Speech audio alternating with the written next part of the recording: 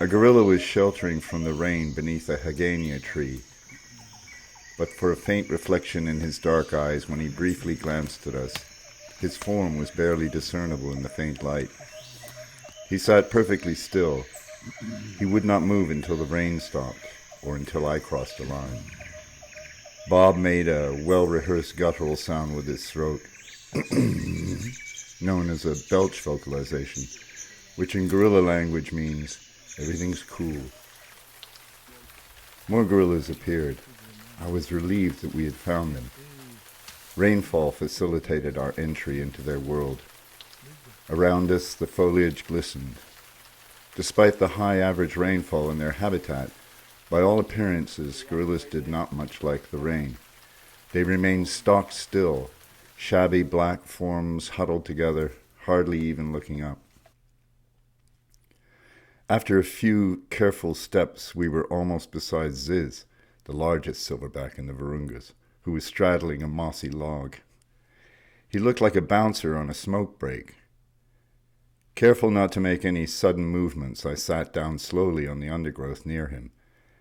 As the dominant silverback in Group 5, Ziz tenuously tolerated 3 other silverbacks in his group, who were utterly frustrated at not being allowed to copulate with the females. This had made them dangerous to researchers, who were regularly dragged and beaten. Shinda bit one researcher on the back of her knee, and she needed surgery. But Lonnie assured us they were calmer today. When the rain stopped, the gorillas began cavorting.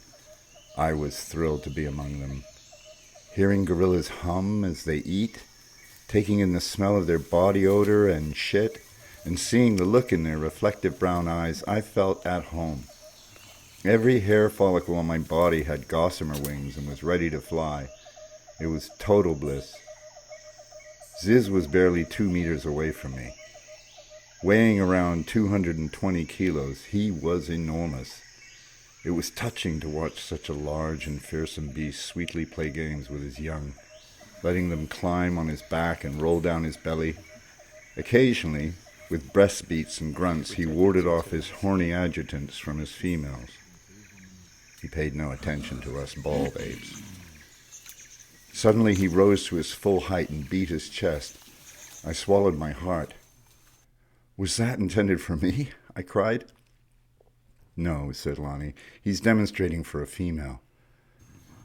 Ziz led the group eastward along the slope in search of leafier provender. This drew the 3 peripheral silverbacks closer to where we were sitting. Shinda walked up and gave me a fearsome look. I rose to my feet and cowered behind Lonnie. But on Ziz's command, the junior silverback begrudgingly moved on.